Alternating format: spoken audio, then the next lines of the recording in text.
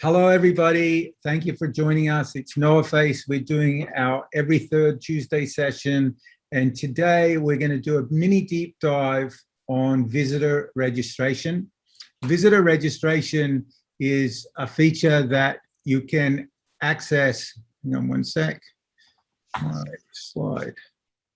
Visitor registration is something that you can use in conjunction with your simple clock in and clock out. So visitor registration is a standalone unit in its own right. And then there is also the ability to provide visitor registration working in combination with clock in and clock out. So without further ado, let's hand it over to Jonathan, and he will take us through visitor registration mode. Hey, Nevin, nice to see you. Yeah, good to be here. All right, if you'll stop your share. Okay. Yep. Okay, perfect. Okay. What I wanted to cover with you guys today is the visitor registration side. So as you're already aware, you can configure the iPads to work in various different functions. Okay, so time clocks, attendance mode, compliance or attestation, all those different things. What we haven't really gotten to cover with you guys yet is one of the features called visitor registration. So if you have a time clock that's in a lobby, for example, and you want to collect visitor registration information, you can do that. It's already included in what you're paying. There's no additional cost or anything like that. But it will allow your visitors to come in. They can use facial recognition. They cannot use facial recognition. It's up to them. So if they're coming back every week, they may want to use that. That way they have the same capability of just walking up to them. It recognizes them and they check in. If not, then they can choose not to do that. It'll just grab a photo of them. But then it will notify whoever they're actually there to see. So if I'm going into the NoahFace offices and I'm there to see Nick, I put in my information, I click that I'm there to see Nick, and then Nick receives an email stating that I've arrived and I'm here, so he can come pick me up in the lobby or whatever that happens to be. The other nice thing about that is the device that sits in the lobby. If you're using just a simple clock in, clock out method for that particular client, it will do that function for you also, okay? So it can do the visitor registration, and then your employees can also walk up, do a quick punch event, and then move on. So it actually can do those two things in one. You can add on some additional hidden features, which I'll show you here in a little bit, for thermal scanning, if you want to scan your visitors before they enter the building. And then you can also ask them some of the compliance/attestation questions, such if you want to know things about COVID or things like that. Or if you're at a job site, do you have a hard hat, whatever those questions need to be for the client. And then you can allow or deny their access to the facility based on how they answer those questions. So I'll cover all that in detail, but just wanted to let you know, this is another feature of the software that you have that you can use in certain situations. Not all your clients will need it, but some may like that feature and they may want it to use it as an add-on. So let me show you what this actually looks like. Let this update real quick.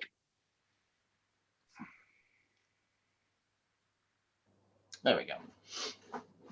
Okay, so I'm a new person. I'm not registered in the database. I'm going to put my face in front of the screen now. So it recognized that I am not in the database, so it's now asking me to check in. If I was an employee, you would have done a touchless punch just like you're already accustomed with the software, okay? It would have clocked me in and I would have gone on about my day. But I'm not in the database, so it's going to want me to check in. I'll push that. I enter my name.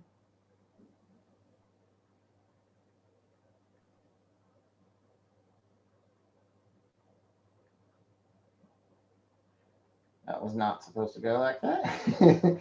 Anyway, click next, enter a cell phone number. It's going to want to take my photo. There we are. And at this point, they can be done with it because they've essentially started the check-in process. But if I'm coming back every week, if it's a constant visitor for whatever reason, I may want to choose facial recognition, so I can select that checkbox and click done. And at this point, it's going to select, who do you want to actually come and see? And you have the ability to limit this list. I'm not going to cover all that here, but just so you know, if they have 1,000 employees, you don't have to show all 1,000 employees, for example. So I'm here to see Max Manager. I click check in. It's going to take just a second to register me in the database, put in the event, and then it's also sending the email. So there it goes. It's gone and checked me in. Turn that out of the way. And then it's back and ready to do whatever it needs to do. So what's happened on the back end is Max Manager has now received this email. And he gets this, and it just simply says, your visitor's arrived. His name is Vic Visitor. There's his phone number. And now I can go pick him up in the lobby. Or if I'm busy, I can call him on his cell phone real quick and go, hey, I'm in the middle of a meeting. I'll be there in 10 minutes or whatever it is that they need to actually do at that point. Okay. On the back end, let me show you what that looks like.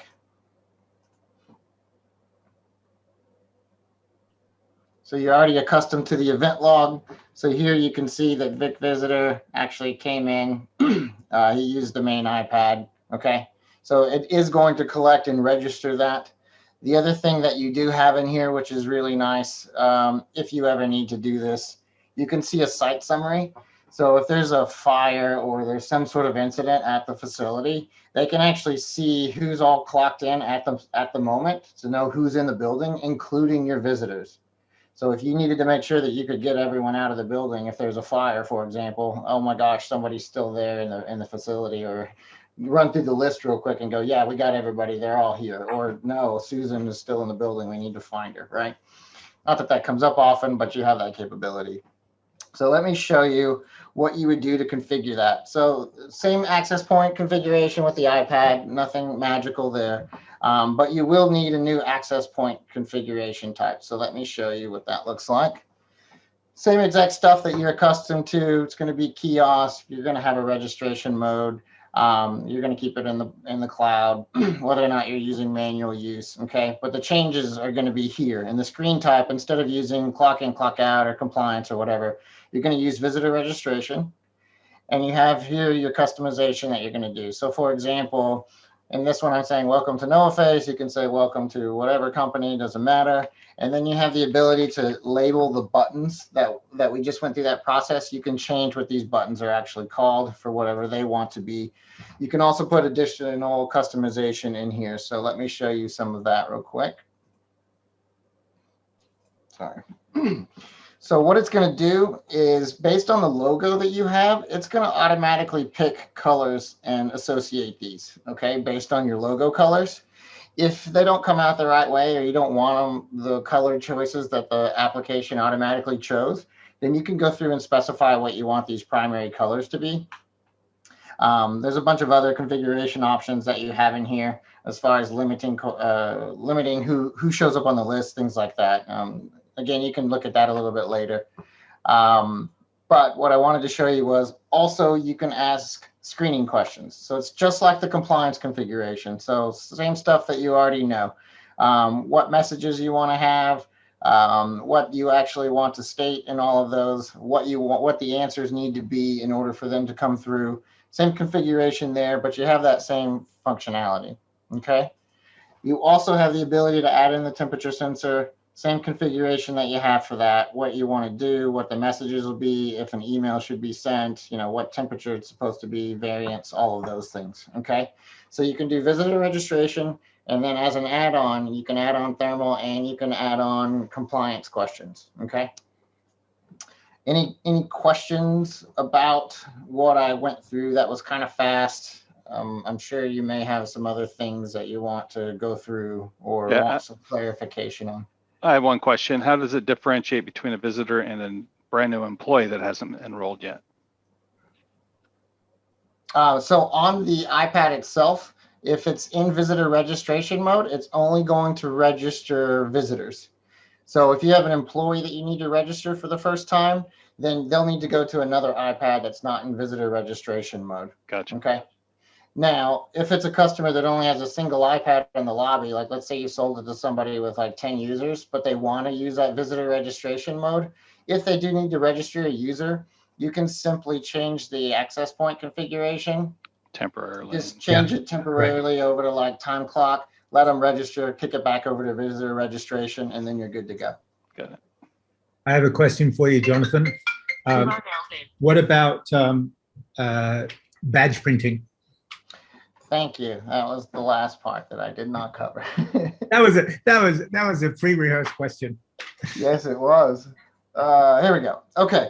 So we just added new functionality in, and when I say just, I mean as of Monday. You can now connect this to printers that have the ability to, that support AirPrint. Okay.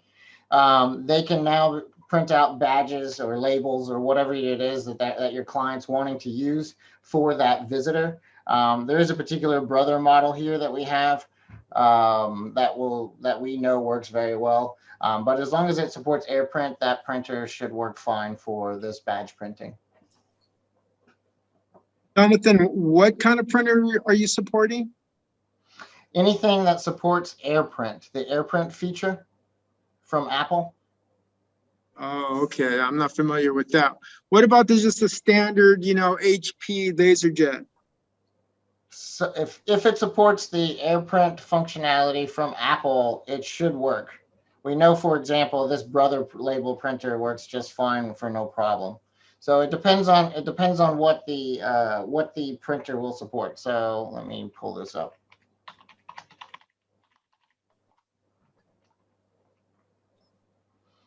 And I will put this link in with the video notes for us. So here's a whole list of AirPrint devices.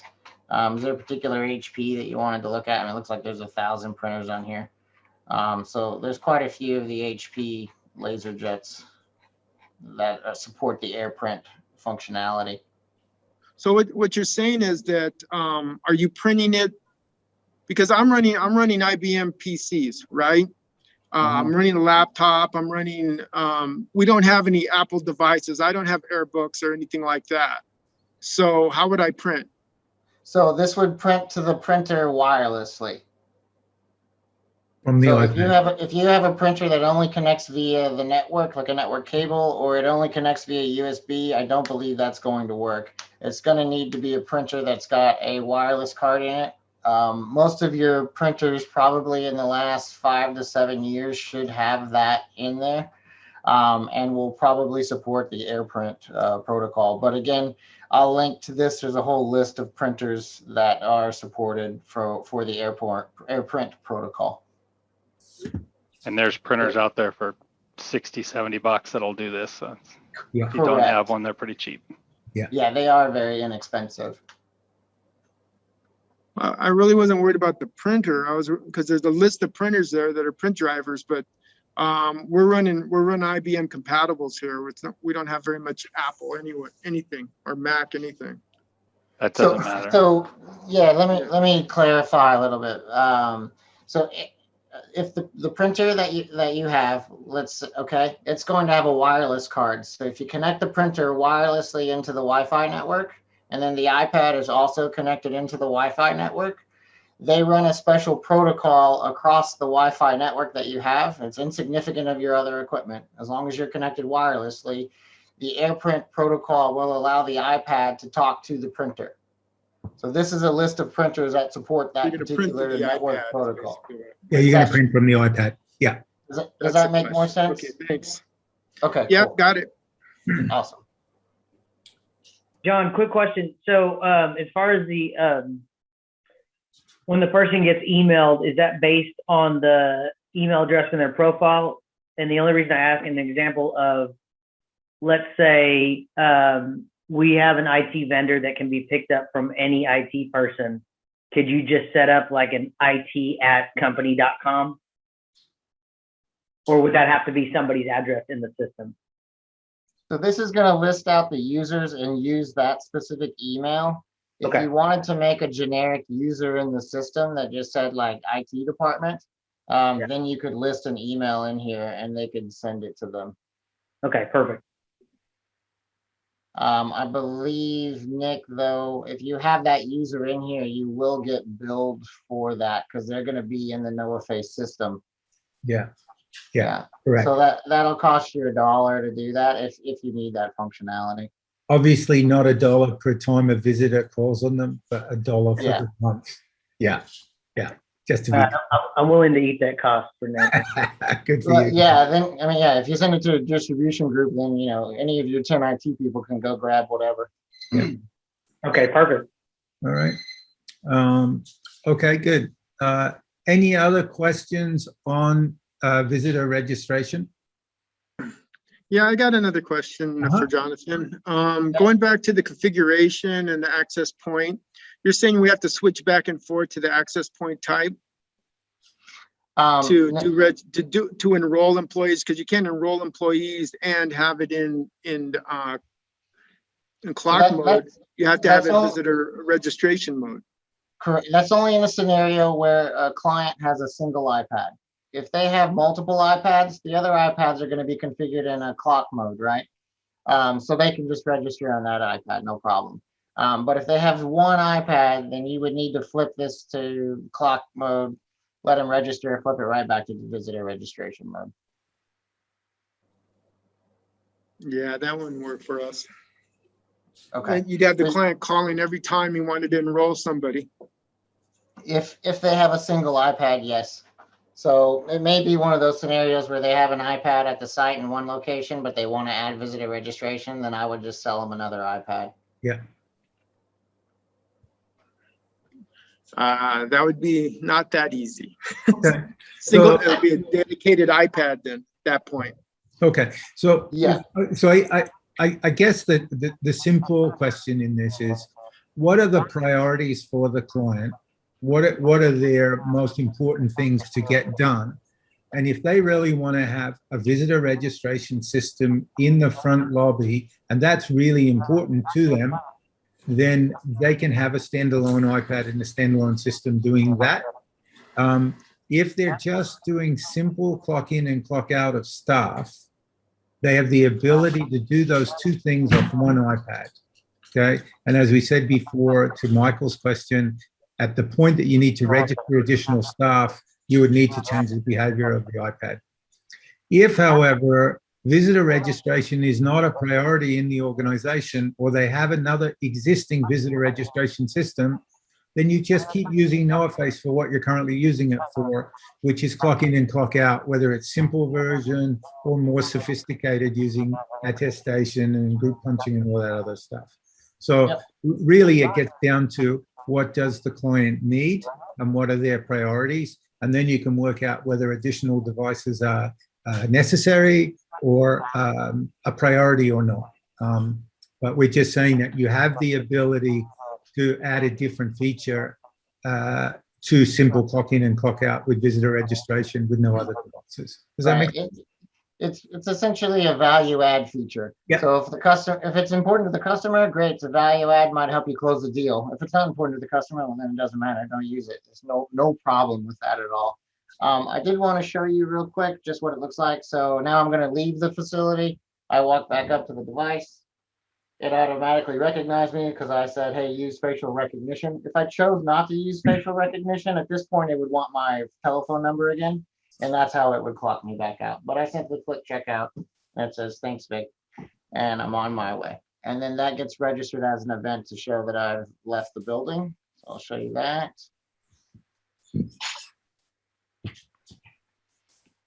So there I am with the clock out. And then if we go back to this particular report, you'll see that I'm no longer at the site. So I've clocked out, I'm not in. And the color changed from green to black. Okay. Does that make sense? Yep. Any further questions at this stage? Not a question, but just a simple statement too. If you because we had some clients that went from using the no touch feature to the touch feature and back and forth because they wanted to try it. I mean, that if you have to switch that access point type, it is quick and easy as long as somebody has the admin rights to the web portal. So it does happen almost instantaneously when you make the switch. Excellent. So Okay. I wanted to share you one other thing real quick on this, because this came up during some of our calls, and it's come up a couple different times, and I just wanted to present this to you guys if you do run into this during your sales process. So you've got some people that, let's say you want to use compliance or some of these other features that no longer let you use just touchless.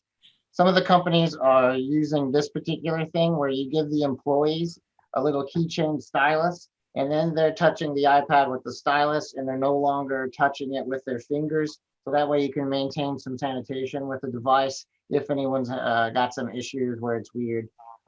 This is obviously showing shipping to Chile, so you can ignore some of that, but they're very inexpensive. You can buy a whole slew of them off of Amazon. If you do happen to run into an issue with a customer where they're like, well, we lose the touchless at this point. In this scenario, yes, they do lose the touchless, but they can maintain that cleanliness and security for themselves, okay?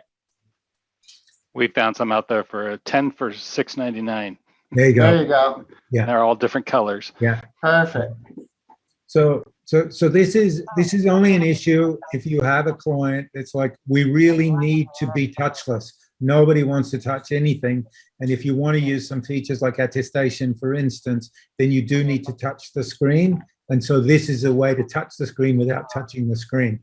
Another thing that we've picked up and been told, and I don't know whether any of you gentlemen and Saki have seen this or not, but using sanitizer on fingerprint readers or thumbprint readers damages the device.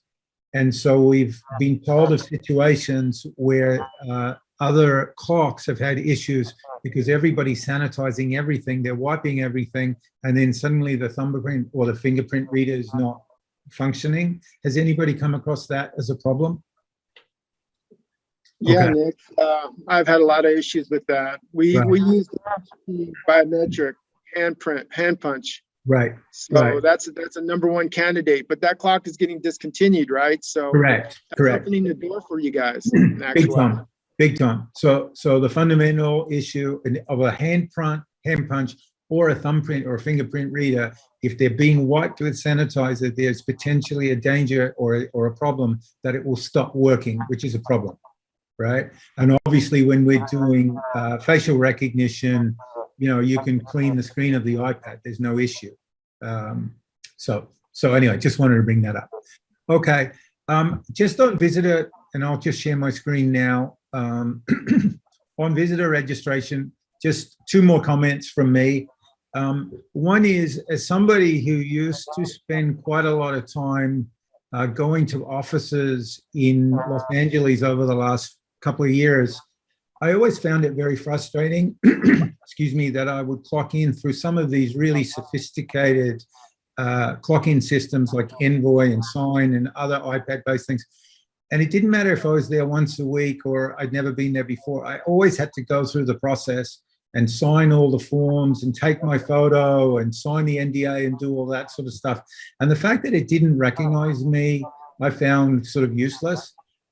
Obviously, this, which is a simple, let's face it, it's a simple visitor registration system, but the fact that it has facial recognition in it as an option, we think is a good distinguishing feature.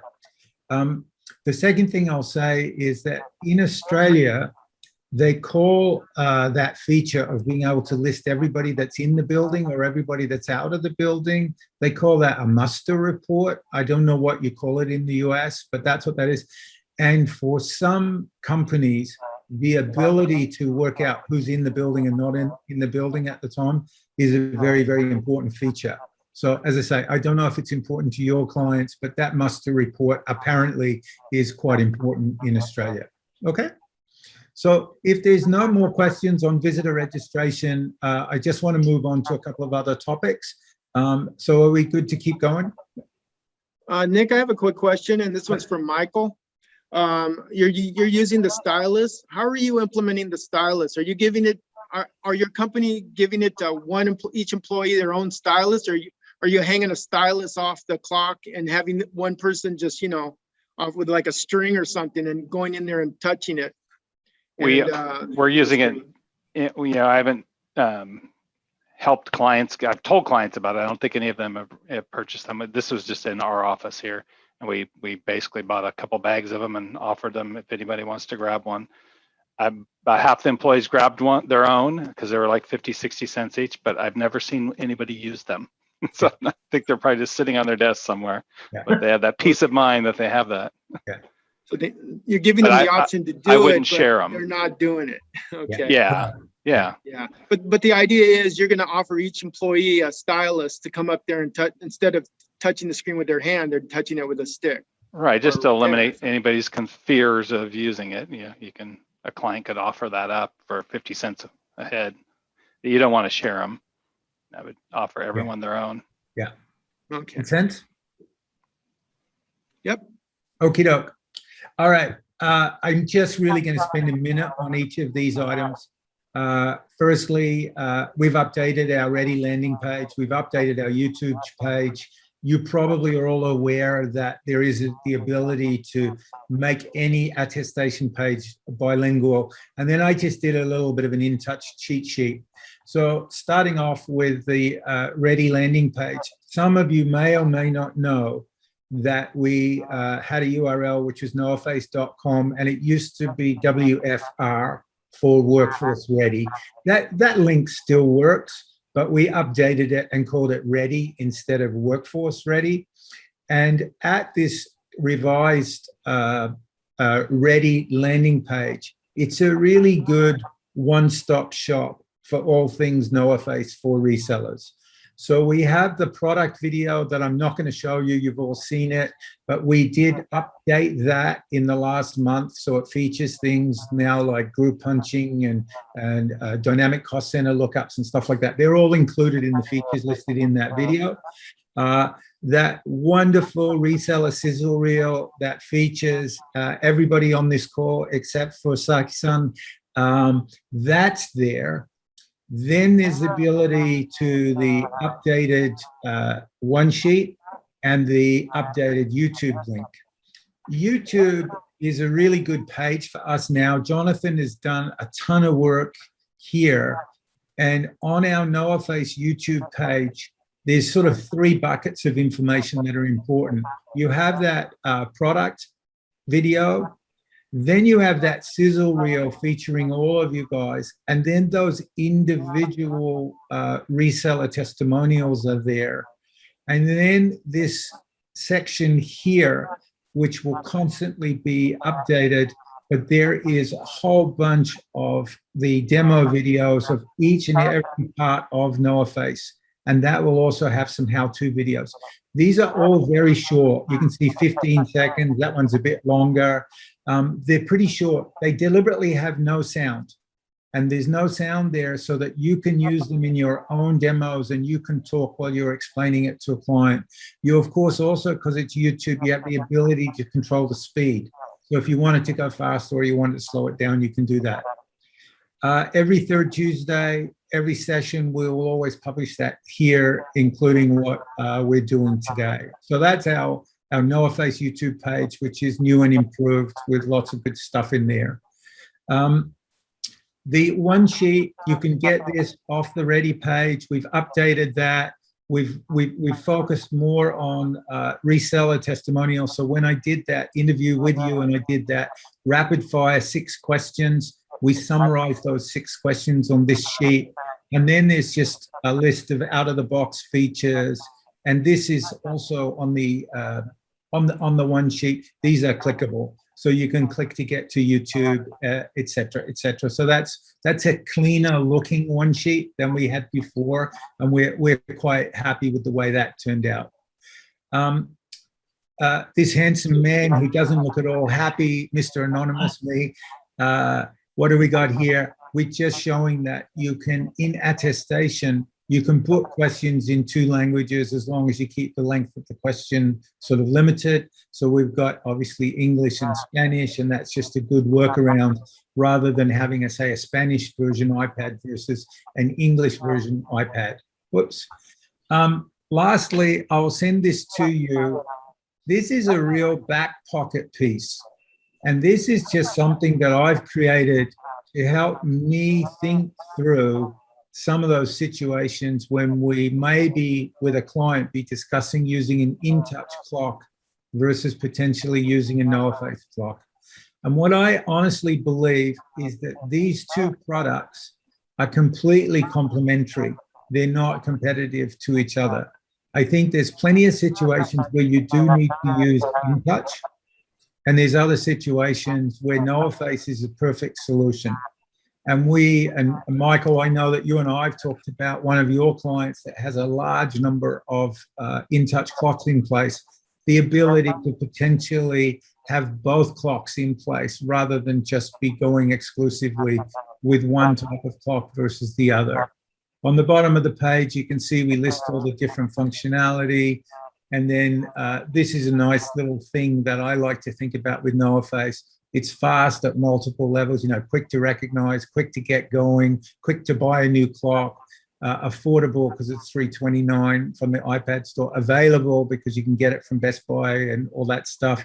Very flexible in terms of its configuration and etc. And lastly, that when the internet's spotty or the power's gone out or UKG is running their maintenance, that NoahFace is unstoppable and still collecting punches.